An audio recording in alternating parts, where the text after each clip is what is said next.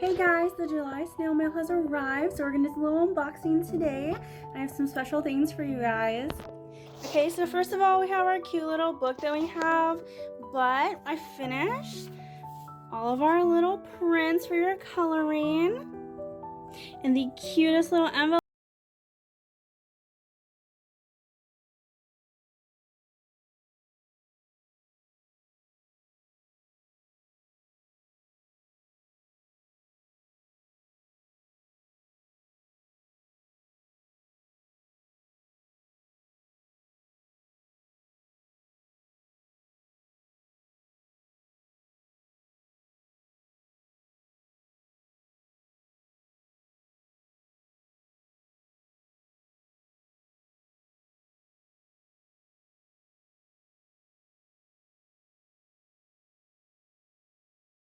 Okay, bye.